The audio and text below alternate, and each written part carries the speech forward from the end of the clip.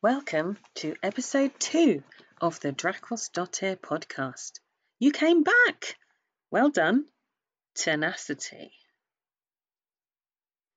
This week's From the Workshop is all about hats, and I talk with Carol and Gary from Puppet Vikings about researching this area of Dark Age history. It's a chance to kind of go beyond the Hollywood version you see on TV and find out more about the reality of Viking life.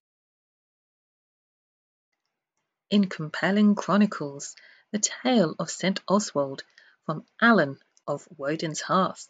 This story begins aboard a ship on a misty morning. But this is no Viking longship full of raiding warriors. This ship was carrying passengers, including a group of children huddled together for warmth. And today's Meet the Maker with Caleb from Project Broadaxe on his researching across time periods and reenactment in America. I was like one of the only people doing it, and the research was a major pain because there was no American equivalent to anybody doing any of the research. And in Contemplation Corner today, leading up to the full moon, a forecast in a card reading from Adam. The week beginning the 29th of March sees new beginnings with regards to finance and work. First, let's go to the Puppet Vikings. What's occurring from the workshop? All right.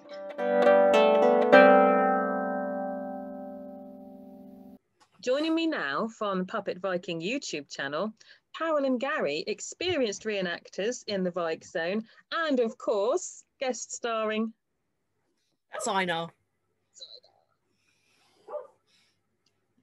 And I've got Hildy here as well.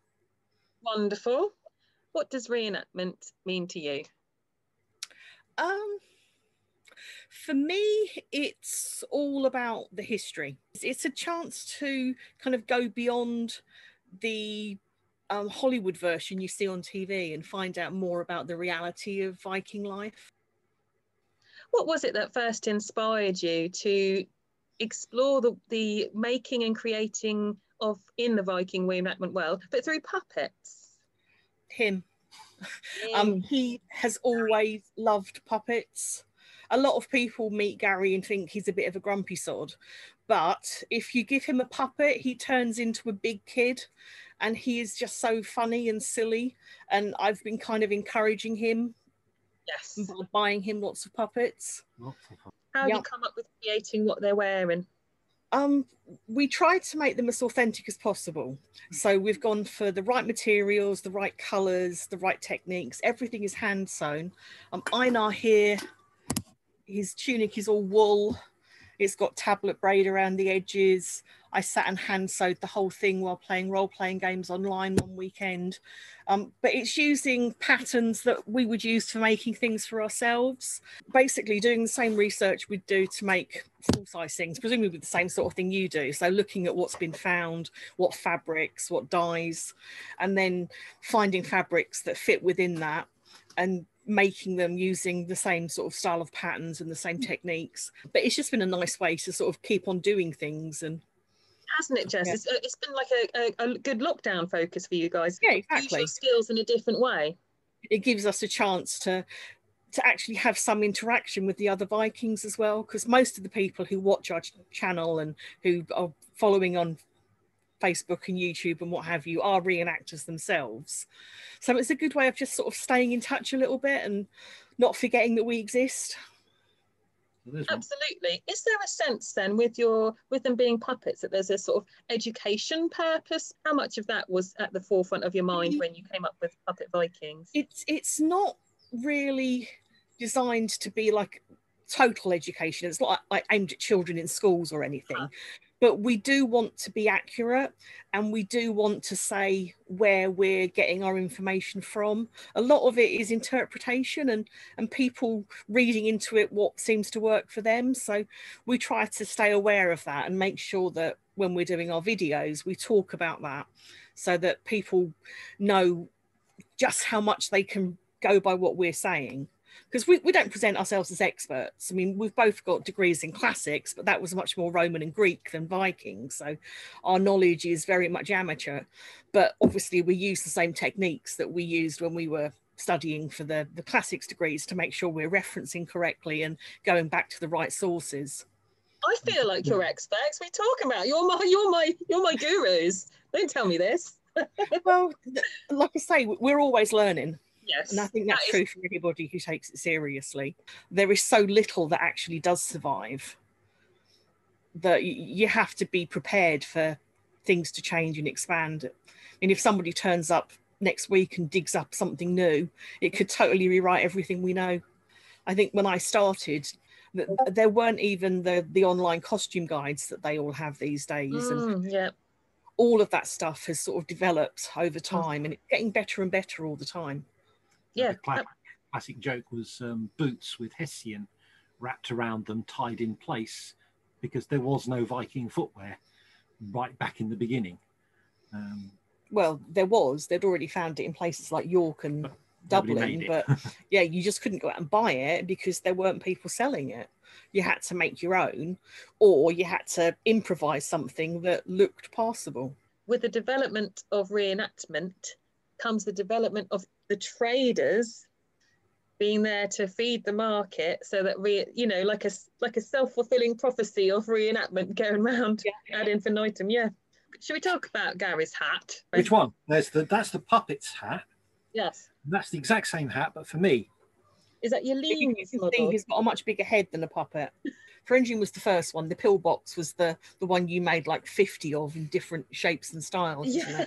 There's more evidence for that one than any of the other hats I researched. Yes.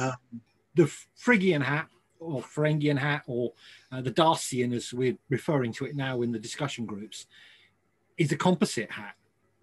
And they reckon that it's a hat that basically, it didn't really exist, but the sculptors and the painters took elements of helmets and hats and turned it into this, what we now call a Smurf hat.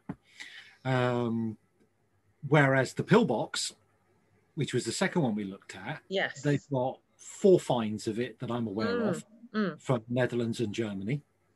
Then you get into our standard hat, the 6 and 4 panel. Yes, absolutely. I think it's Grave 644 from Birka, contains 1 6-paneled hat. That's it. That's all your evidence for that hat, and that is the most popular one worn. Yes. Actually, it's the 4-panel that gets the most, and the only one of that is an Alec. It's found on the Silk Road in the Carpathian Mountains at a graveyard. And that's the Mosjewel Bolka one that I can't pronounce. I couldn't pronounce that part. Oh, so I had a stab at it. I just went for it again. Well, that being a linen hat with fur trim, well, fur insides, they reckon, and it's a female hat, not a. It's not in the male grave. Oh wow! And that's it's, interesting. Literally, it's not linen actually. What was it listed? At canvas. Oh so really? Yeah.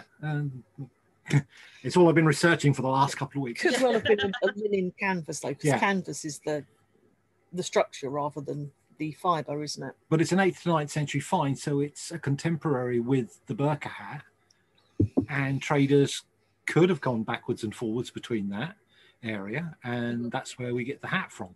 But other than that, it's got so little evidence for it, yet the number of reenactors and people that make it, it's in artwork, just a bowl hat. And after that, of course, it gets into the Santa hat, and that one has been serious fun to research. So you're talking about the roost hat there, which has got a long point that flops over, and they have found a metal strap end. Yeah. That they think came from where the pom-pom might go on a Santa hat.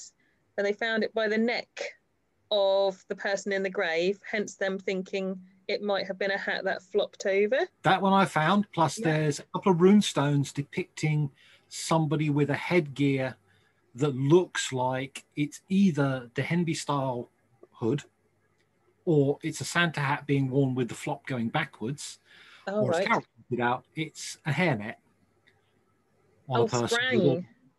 Yeah. So it could be any one of those three, but it is the imagery of this flop over hat. Sure. But there's one gentleman who's on one of the Viking clothing bits went, well, actually, if you look at this depiction of this god in a metal find and this depiction of Thor and so on and so on, they've all got these traffic cone hats. Yes, I've seen that as well. The cone hat. Yes. Cones, yeah. Yes. Leather core with linen and wool surrounding it with the point on the top. So when I come to do my videos for the Burqa Type A, video 1 is the Santa hat and all its variants, because there's a lot of different variations. Yes. In video 2, I'm having a crack at the cone hat. Oh, do it, Gary. I'd love to see what one of those comes out like. Woohoo! It's all fun though, isn't it? It's every time you make Sure. things, you find out more. Like that pouch thing you made, the Gokstad pouch. Oh, that. That looked amazing. So tell us a bit about the Gokstad pouch, please. It was found in a farmer's field? Yep. In it. And it's 1888, I believe they dug it up. I might be wrong on the dates. And it's just a fragment that was drawn and then put away. And from that fragment, they went, oh, this is what the pouch looks like. And then the people at Project Forlog went, well, actually, maybe it looks like this. And they came over with this idea of it being a fold over pouch. So that decoration of the sort of the big C. Because it's got the slit in the middle. And if you think of the medieval misers' pouches where they fold over and have the bits that keep them closed so no one can steal your money, you can do that over a belt if you put the Gokstad patch with the opening in the middle.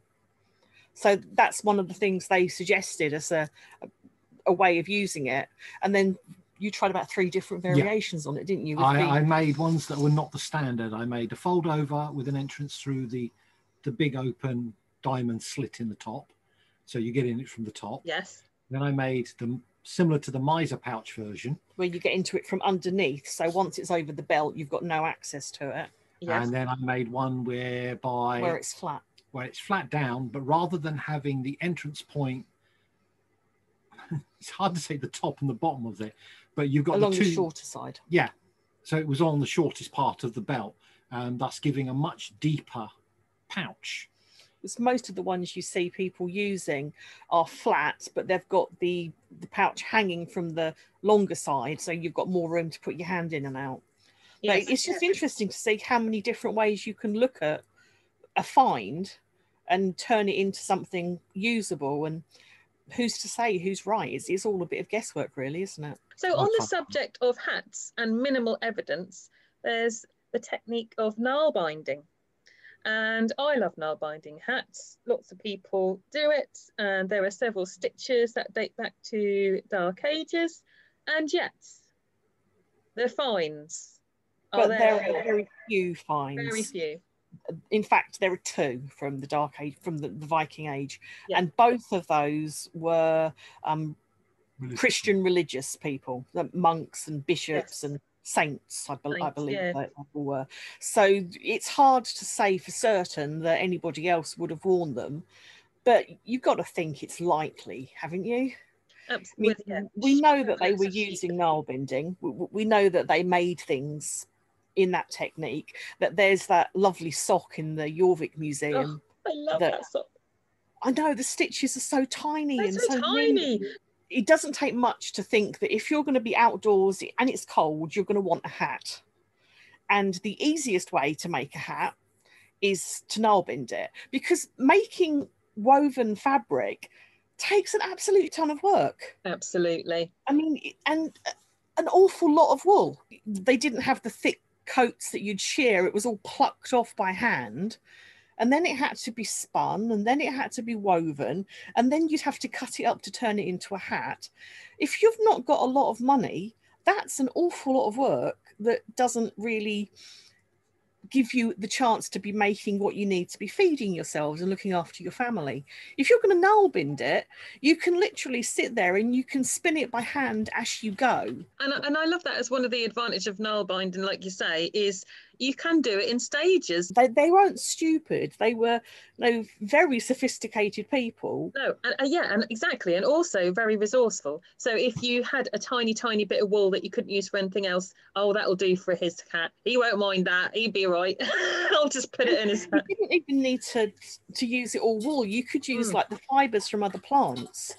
And Yes. I've seen some pretty cool Nile binding done with nettle fibres. Oh, lovely. Yeah, and things like that. So if you mix that with a little bit of wool to make it warmer and cozier, you're going to end up with something much more affordable for the majority of the population. That are the plates from it's the life of St Edmund. It's 1130, and it's basically all these plates showing the Viking invasion of England. And again, they've got these domed, coloured headpieces on. Yes. Now, I've taken those to be 4 or 6 panel hats.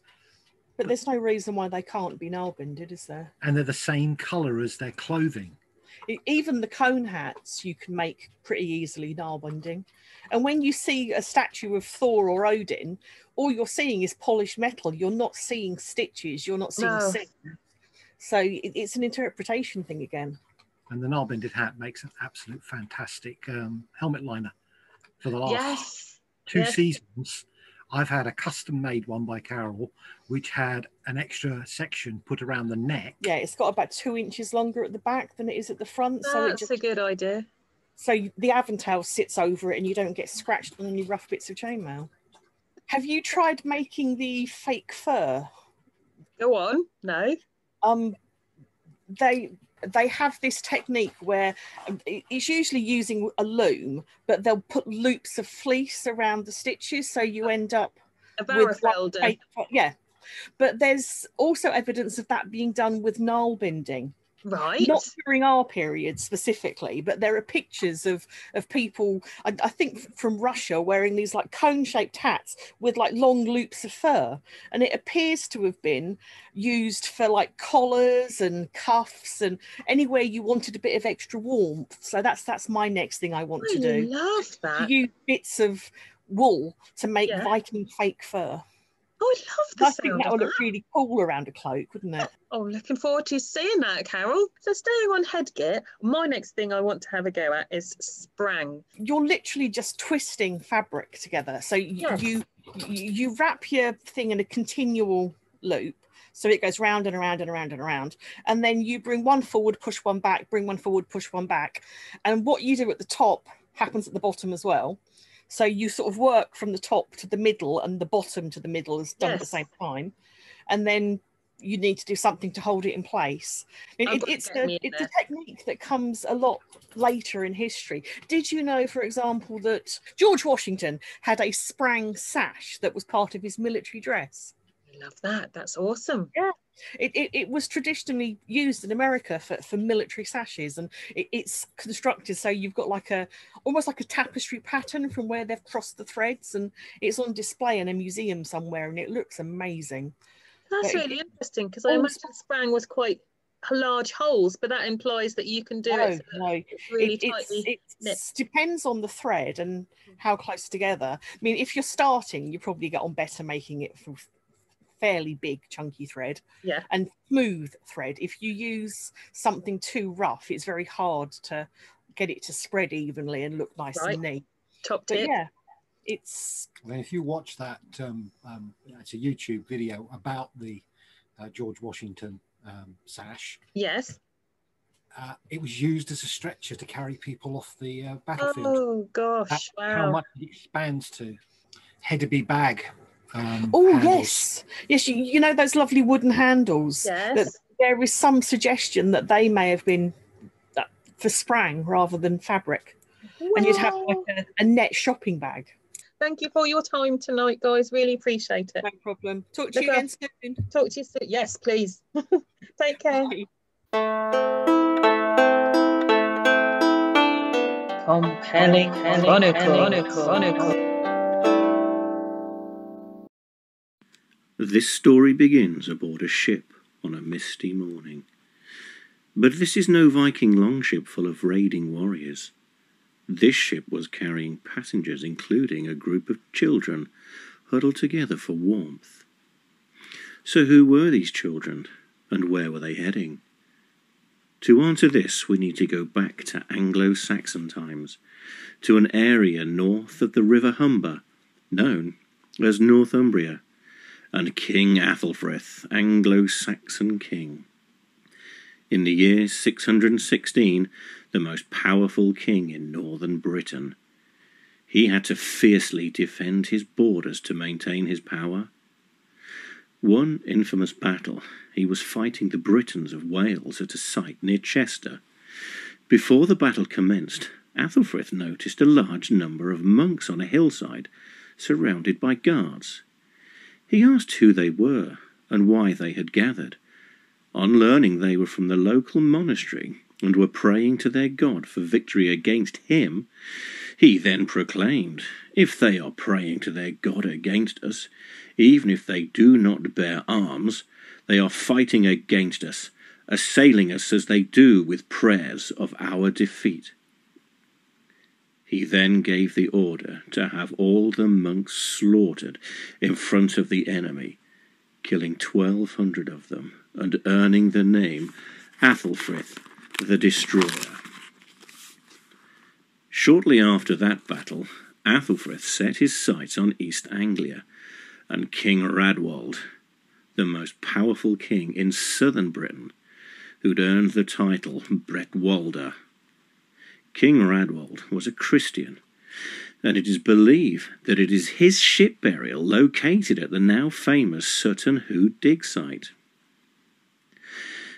Now, unfortunately, in the year 617, King Athelfrith, king of the Northumbrians, was slain by King Radwald.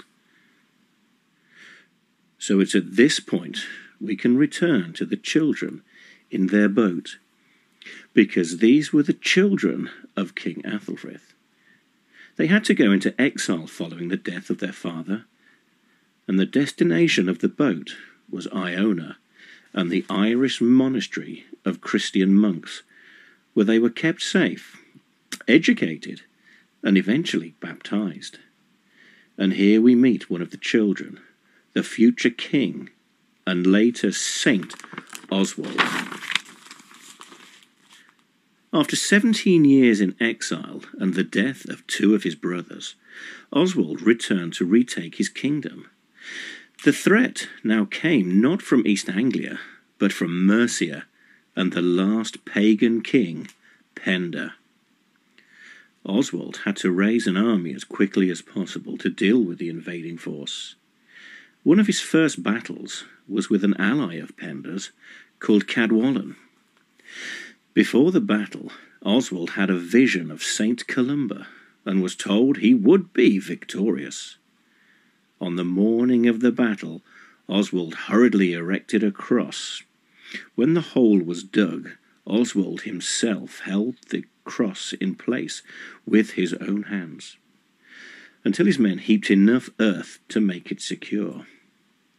After praying to God for the Christian preservation of his kingdom against an overwhelming enemy, Oswald prevailed, and at this spot where Oswald prayed, innumerable miracles of healing are known to have occurred.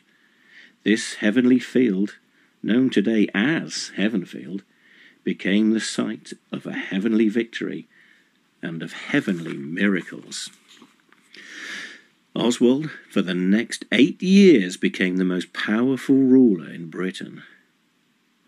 Now, during his time in exile, he befriended a young monk named Aidan, and when Oswald had established himself in Northumbria at Bamber Castle, he called for Aidan to help spread the word of Christianity throughout the entire area.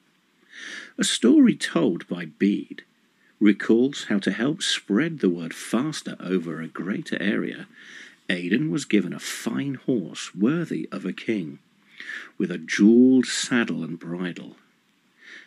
But no sooner had Aidan left, he came upon a poor man begging, and Aidan gave the man his horse, along with all its royal trappings. The king, perplexed, asked why Aidan stated, "What is it you say, O king? Is that the foal of a mare more dear to you than the Son of God?" This meant that even the wretched beggar was a son of God. So Aidan and Oswald were very pious men who believed strongly in giving to the poor. And one Easter, the two of them sat down to a feast with venison and boar and other luxurious foods, when they were informed that there was a group of the poor begging for food outside.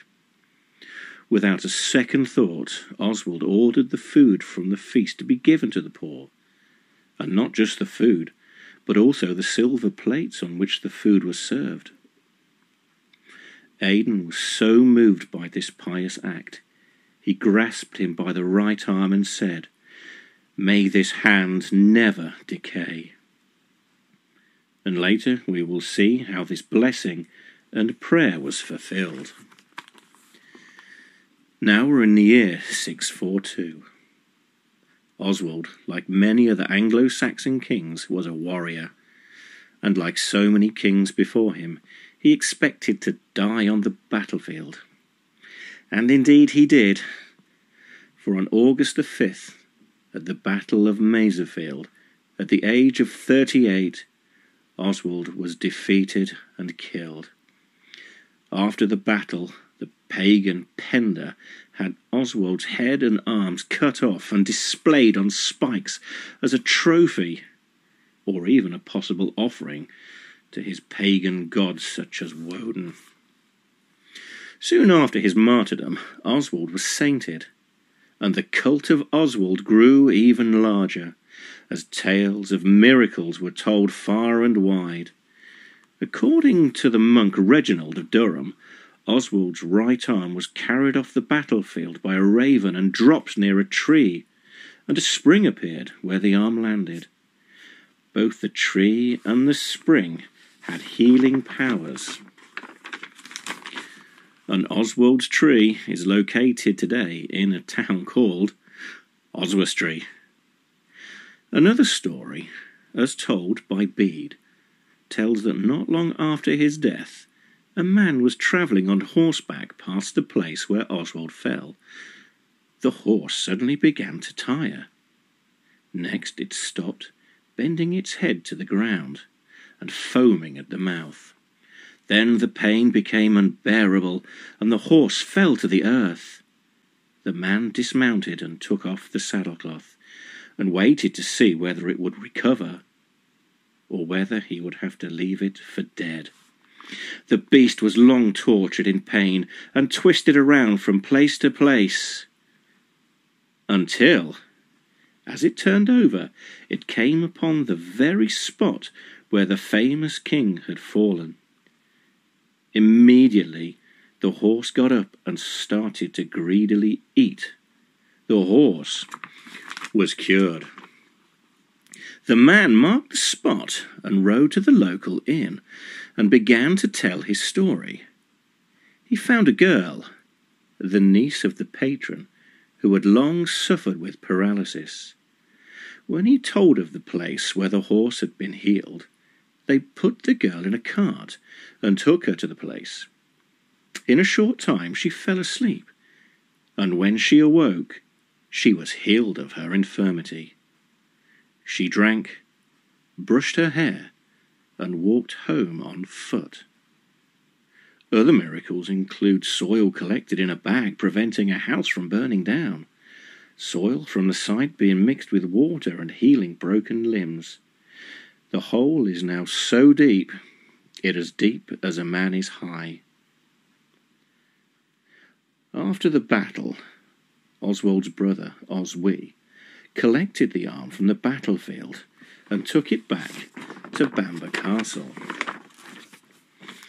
The arm remained at Bamber uncorrupted until a small group of monks from Peterborough crept in under the cover of darkness and stole the arm in an attempt to gain favour with their local bishop.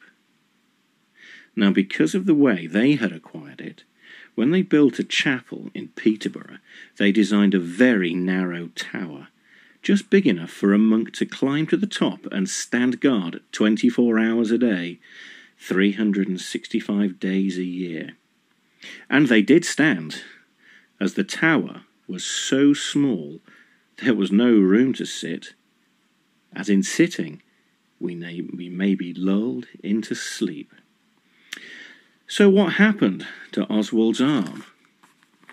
Maybe, according to the legend, the famous Hereward the Wake arranged the Vikings to raid the cathedral at Peterborough and steal the treasures so they wouldn't fall into the hands of the Normans.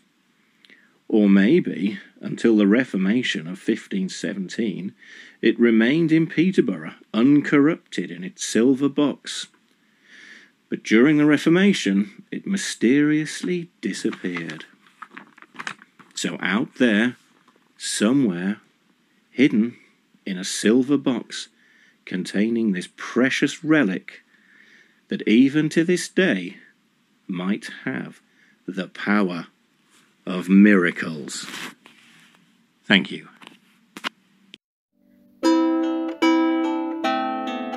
Meet the makers. Joining me now is Caleb from Project Broadaxe, and you might have seen his recreated kit across different time periods. So we're going to have a chat today about being a reenactor and how to research authentic kit from different ages. So would you like to tell me what first interested you in making kit from different time periods and how you go about researching it? Oh, there's like a whole story It's there. like massive, isn't it? Massive question. Since I was like 15, 16, I did a lot of like 21st century reenacting stuff. So like World War I, World War II, Vietnam War, a lot of like Cold War stuff that, you know, really obscure things like East Germany and things like that. And it was fun and I enjoyed it. But as I started getting older, it was like, there was like a cap to it kind of. So like, you know, you would get everything for this kit and you're like, okay, well, now what do I do with it? And so a bunch of my friends got involved in Roman, and that was initially what I wanted to start doing. And somehow one of them put me through to a bunch of Viking stuff. This was when like anything medieval or Viking reenacting in the US was just totally unheard of. I mean, the SCA was still a thing and LARPing was a thing, but as far as like strictly reenactment, you know, anything before the American Revolution was like, people just didn't really pay that much attention to it. So when I first started it, I was like one of the only people doing it. And the research was a major pain because there was no American equivalent to anybody doing any of the research. So everything I did go to sources in Germany and Sweden and the UK and places like that. And of course, as with anybody, you know, when I first started out, now I go back and look at, you know, pictures of my stuff when I first started, and I was like, oh my God, like I can't believe I thought that was Oh, absolutely. I mean, that's put on British, social media. Yes, and that's British reenacting, right, with your hairy boots and things like that. Yep. After I really got better resources and got, you know, and one of the things I learned earlier on, luckily, was about narrowing it down, because that's the big, you know, everybody wants to just shotgun all of the period, you know, the whole hundreds of years and however many different cultures there were, and just cram it into one kit. And it, you know, yeah, it might look cool, but, you know, as far as authenticity, it's not the greatest. So I narrowed mine down to Hedeby, which is Danish, and now is Germany. That's one of the best research areas. So it made it a lot easier because they've got the museum, they've got like the Viking Living History Center there, all the books on textile finds and leather finds and, you know, weapons and everything. So it was easy. It was a lot easier to research that area.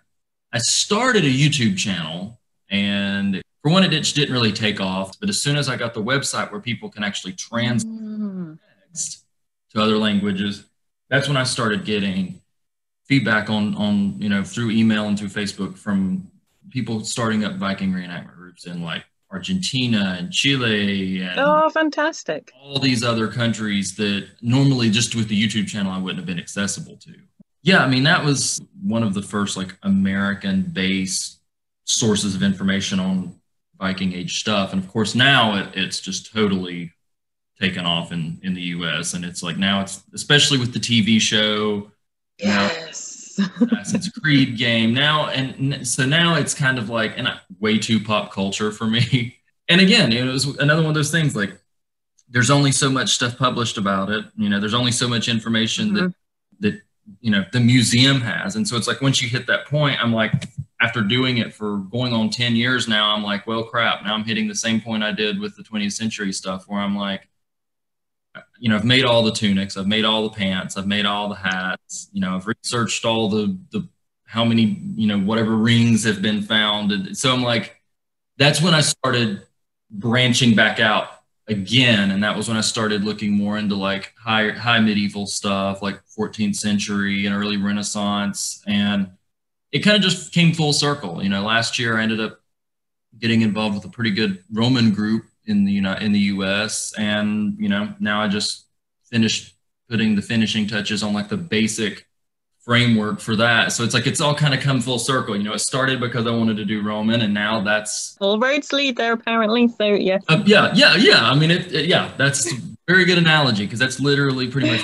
That was another reason why I started the website. Was I was like, you know, I've got all this information. I'm not just going to keep it saved on my computer for my eyes only. Like I'm going to remit this to try to help everybody out.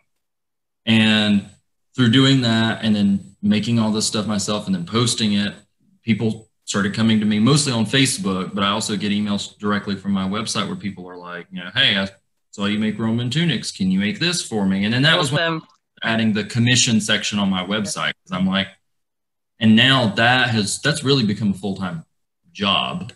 With the Roman stuff, and especially with the group I'm involved, we constantly have new members. And so that's been like, either it's new members who like, they'll message me and say, I'm just getting into this. I don't even know what I need. I don't even know what the standards are. I just know the basic, you know, I need a tunic, a pair of pants, and a cloak. And, you know, can you hook me up? And I say yes. And they, you know. And there's that sense of responsibility, isn't there? Like you say, I make Vike kit for people exactly the same. They're starting out and you feel that responsibility to get it. If this is going to be their first bit of kit, I don't want them to come back like we did, you know, a couple of years later and go, oh, I wish I hadn't done it like that.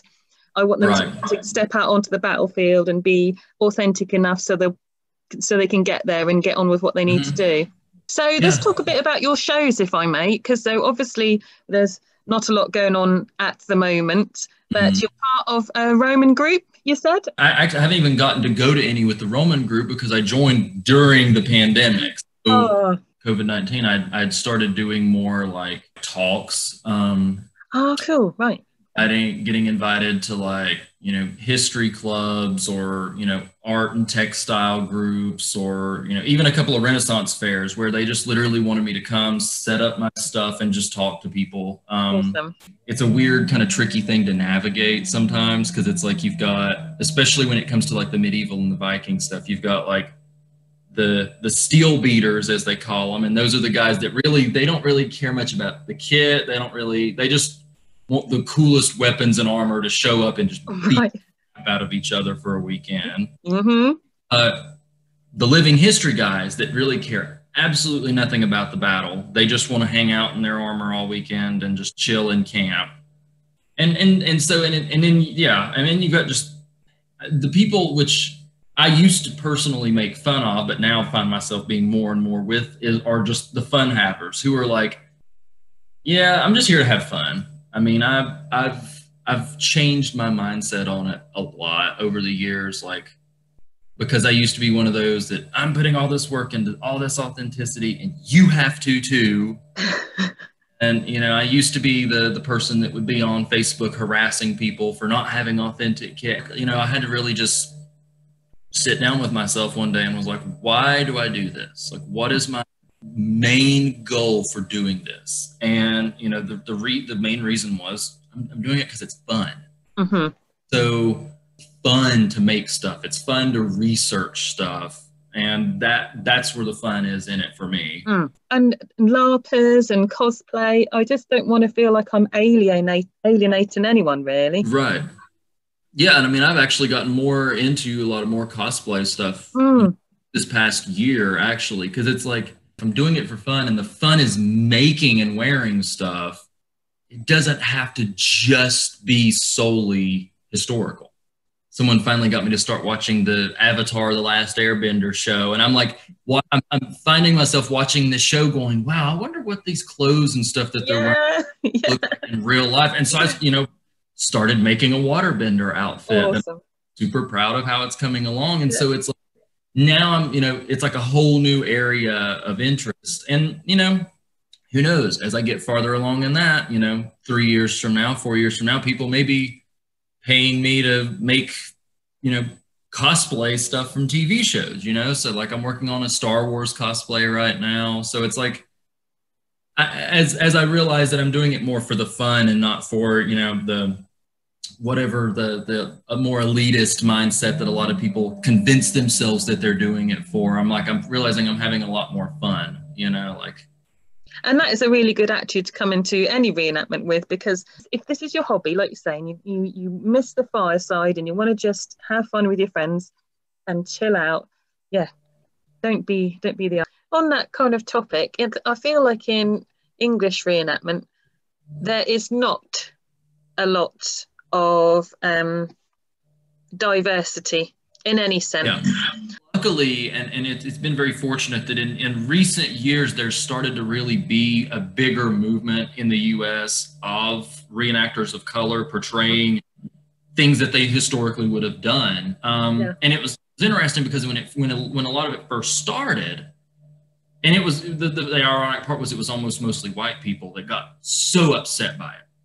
Oh, and really? It was because it was kind of laying visually out some uncomfortable aspects of American history. Like now there are getting to be more and more people coming to, doing Civil War reenactments and coming and portraying slaves.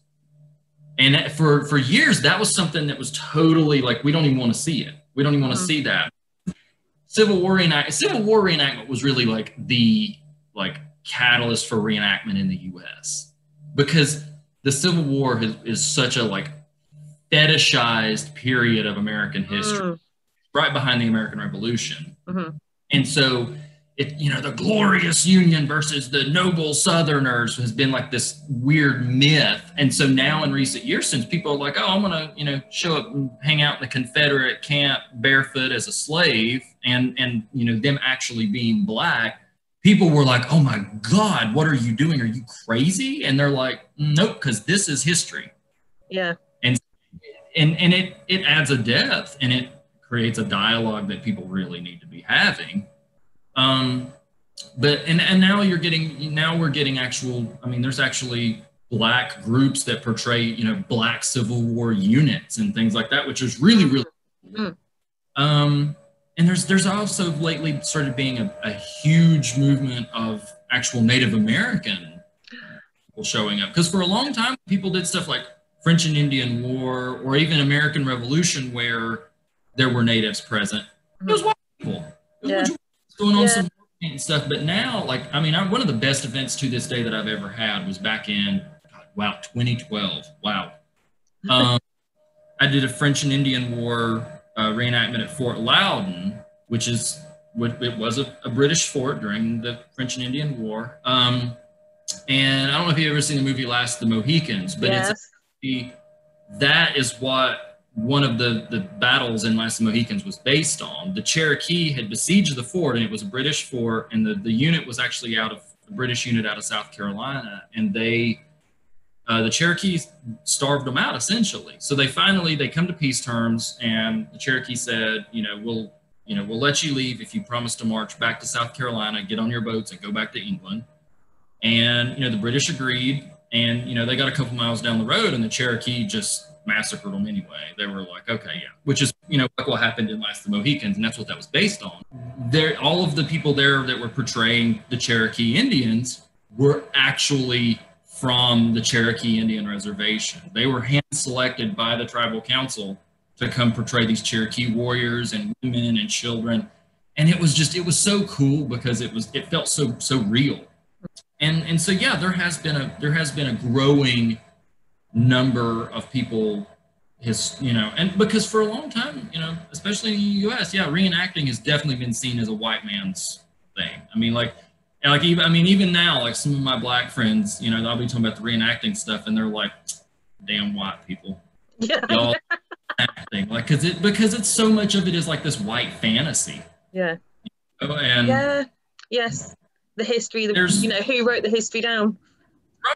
Right. And so luckily that, there's getting to be more realization too of the role of, even of people of color in medieval history.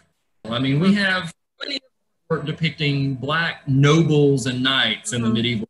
Well, from an English point of view, I cannot imagine, because obviously England has a massive slave industry history.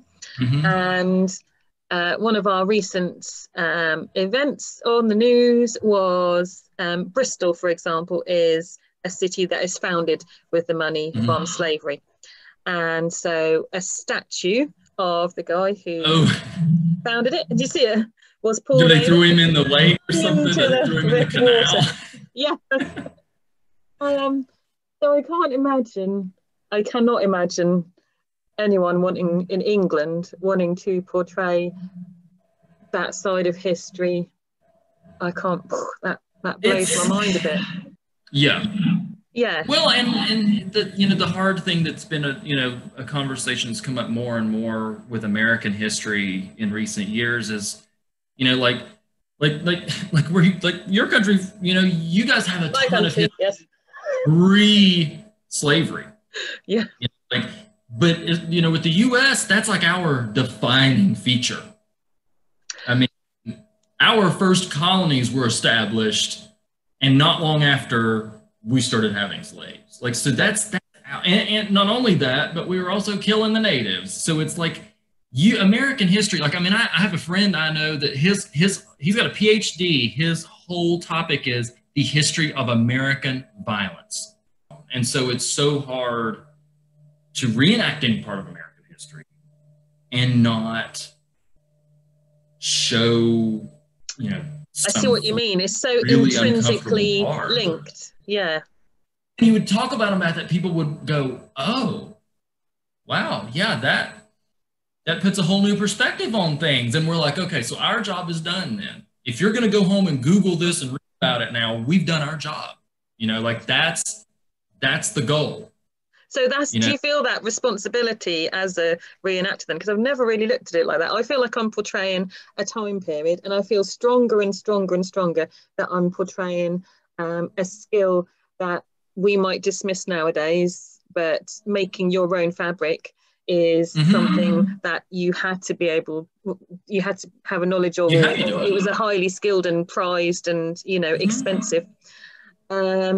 So yeah, that kind of sense that you are educating. And I guess it comes back to, if we come back to one of our previous conversations about the kit and the authenticity. And so if you're not wearing something accurate, then at some level, when that person's putting in their memory bank, we went to that castle that weekend and Jen was there and she was wearing this bright purple dress and, so that's what the Vikings wore, purple. There's that responsibility down to mm-hmm. those key things as well. But so interesting to say about educating them about the difficult points as well.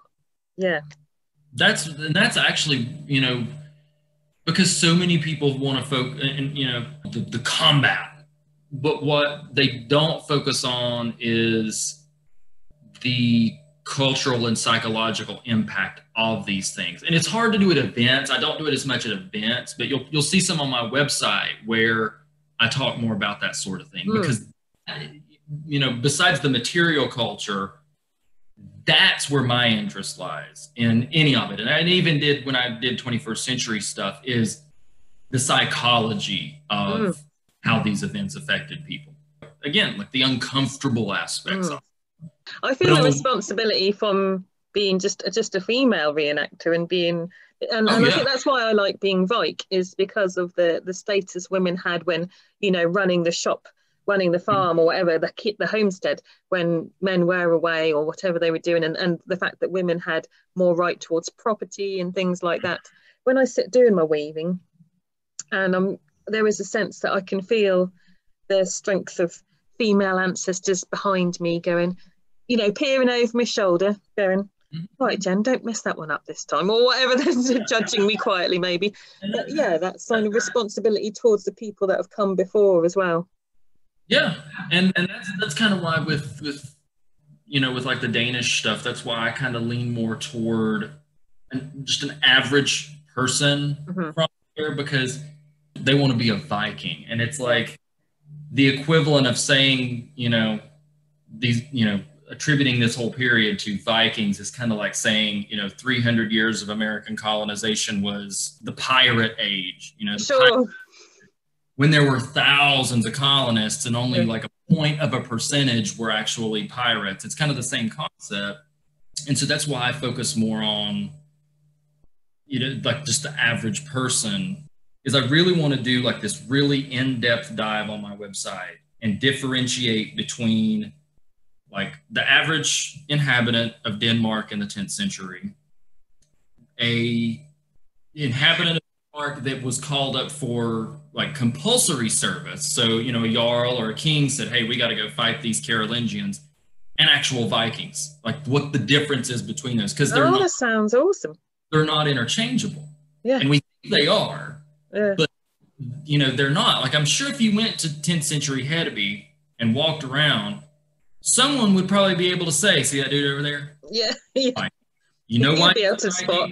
Yeah. Because he looks like a jerk and he's wearing jeans that he raided from somewhere. The rest of us don't look like that. Just like we did in the colonies with pirates. You know, like if a pirate showed up in Charleston, South Carolina, he would stand out. People would know, oh, that dude must be a pirate, you know? So, and it's the same kind of concept. And so, and also that there's, you know, that Vikings were not the same as regular warriors that were called up. And in some cases, they fought each other. I mean, there were a couple of instances where I want to say it was Norwegian, where the king actually called up levies to fight against Norwegian Vikings. Like, they were literally from the same country fighting each other, because he's like, these dudes are just way ruining our foreign relations with everybody else, and we need to put an end to it. And so that's one thing I really want to show is, like, in 10th century, if you went to Hedeby,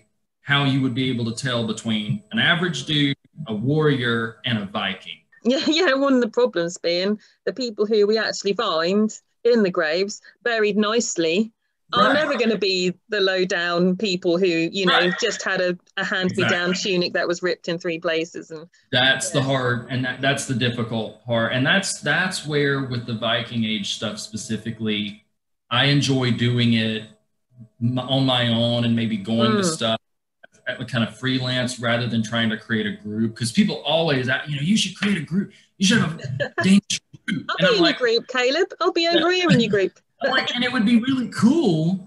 It would be awesome to see, but, you know, because we have so few finds, having you know, if you've got a group of 20 people, and let's say, you know, 15 of those are men, and they're all wearing the exact same tunic and pants because that's the only grave finds you've got, that looks just as weird and bizarre as everybody wearing a bunch of, you know, made up fashion. But if you require everyone in your group to recreate that exact item, that's going to look really bizarre. And that's kind of actually what we've run into with the Roman group, is that, you know, this group's like over 100 people at this point. Wow. And we've kind of reached this weird point where you have a lot of people who really do know a lot about Roman, like, material culture that are like, that's not based on an exact find. You can't do that. And we're like, yeah. But if we had 100 some odd people in this group all wearing that exact same item the exact same way, that's going to look just as weird as, you know, adding a little bit of variation. Like, one of the really good examples is there's a shoulder bag that they found in a shipwreck.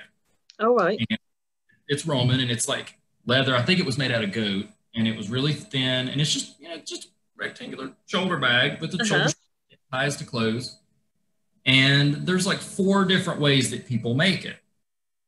But there, you'll always get somebody that gets mad at one of the other ways because it's not the exact way. And I'm like, so if 50 dudes show up to a reenactment with that exact same bag, made that exact same way, that doesn't seem a little weird, like very tricky to try to navigate. And especially with something like Roman, where we have so few, especially textiles, the most textiles we find are literally like just a patch. Wow. Almost no like complete garments from that period. And so it's just totally speculation on a lot of that. So your online business, Caleb, is commissioned through your website, is it? Yeah. So I have my email on the website, and people can email me that way, or Facebook. I mean, if you friend me on Facebook and send me a message on there, honestly, I think Facebook in a lot of ways is easier to do the business through than on the website, just purely because, the chat feature, you're not just sending an actual email back and forth. Yeah. It can go along a lot quicker. Awesome. And we can check out what you've done before on your Project Broadaxe page. So I'll put a link into that as well. So thank you very much for your time. It's been absolutely superb chatting to you about everything under the sun to do with reenactment. I feel like I've got like a brother from another mother on the other side of the big pond, So yeah, maybe catch up another time when the pandemic is like less and we can talk about where we've actually been out somewhere. That'd be nice. Yeah, that would be really nice. This past year was supposed to be my year of going to a bunch of events, and then of course totally canceled that. I thought maybe 2021 we'll have this under control. Nope, still not going. Right. I know, right? I guess we're gonna go ahead and just shoot for 2022. Let's hope. Oh no! Cheers. Thank you very much.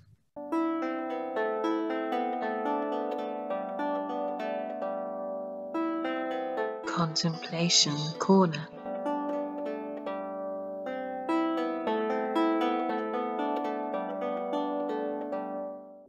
Hello and welcome. Here is your monthly divination forecast from this month's full moon onwards, 28th of March 2021. The week beginning the 29th of March sees new beginnings with regards to finance and work. We see more people gradually going back to work. It's early days and there is still a lot of uncertainty, but positive changes in the air. The start of the week sees new opportunities for those looking for work, more opportunity for this to happen. This week also sees disappointments with regards to people wanting to go away, especially on holiday abroad. These plans are likely to be changed and postponed. But take heart, as midweek seems to show an announcement of some sort from the powers that be, which sees those faced with financial worries and possible evictions for not paying rent, getting the help that they need. Midweek is a good time to get help and support if you need it at this point. The end of the week sees many people becoming even more disillusioned, especially with regards to the setup. There is a warning here for people who are thinking of walking away from their jobs at this point because of possible arguments over pay.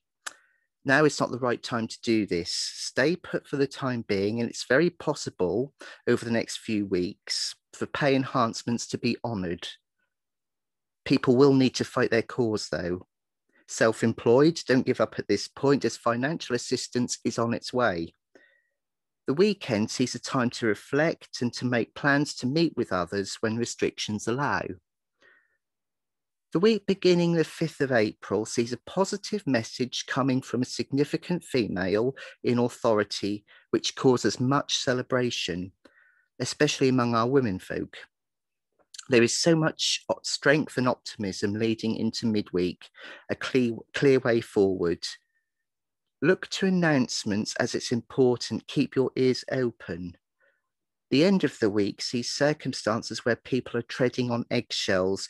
If you are in a relationship where you do this and it has become unhealthy, that day has relevant energies to allow you to plan moving forward from this. The weekend sees beautiful weather and people coming out of their hiding holes to travel and to have a little break away, start to get on with life again. A really positive weekend and lots of fun. Enjoy the energies. The week beginning the 12th sees disappointing news. A need to stay in, perhaps because of restrictions or perhaps because people are financially struggling. Remember here to try to see your cup being half full rather than half empty. Midweek, we see again people disappointed and eager to pull away from what the powers that be are saying, perhaps further protests. Midweek also sees a need for people to keep their own calm at home when communicating with family and friends. Don't be drawn into arguments. Don't be drawn into someone else's battle. What is needed here is understanding and patience. After all, each of us is under a great deal of pressure. The end of the week sees a slowing down of the energies of the weekend before, secrets starting to come out, and on the Sunday, a man in power comes forward with news, very business-like and business-minded, but don't look to him for your best good or emotional attachment. Finally, the week beginning the 19th of April sees major breakthroughs and positivity at the beginning of the week. The worst really is over now, and you now need to prepare for the hard work of getting back out there, getting back to work. No holidays here. It's time to rebuild and secure ourselves and workplaces. Many wishes coming true. Things seem to be getting back to some kind of normality. Enthusiasm, willingness to work is there. Fantastic energies. The weekend sees people actually being tired through working, good night's sleeps and being able to relax and do a little at the weekend, whilst feeling they have earned their time off. In summary, a month of highs and lows, ups and downs, but situations getting better with each passing day, as again, we each have a sense of purpose returning. Thank you for joining me, and I look forward to seeing you again next month.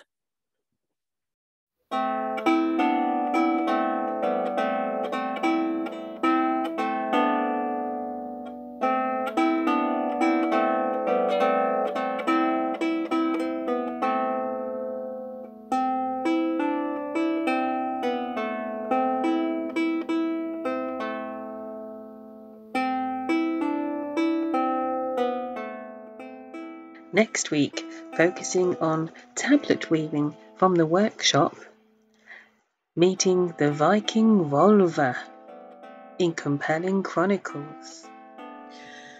My name is Herva, and I am a Volva, or as you may know me, a witch.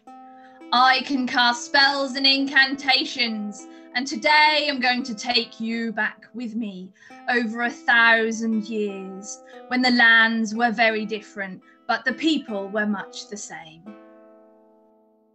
In Meet the Maker, Jane Delar and her warp-weighted loom. Yes. Then you beat it hard and the warps disappear. And in Contemplation Corner, how the reenactment family can help your confidence and your mental health. I mean, when I first started, like I said, I was so shy. I was a completely different person. Like, I was very nervous about doing one-on-ones. Yes. I wouldn't say boo to a goose, really.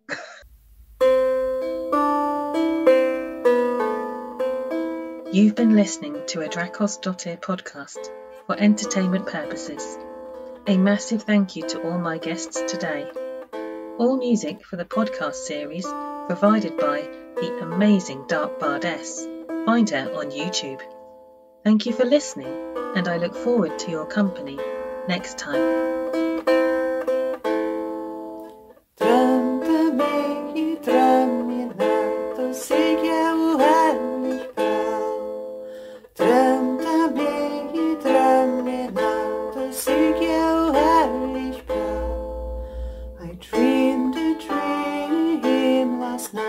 Of silver.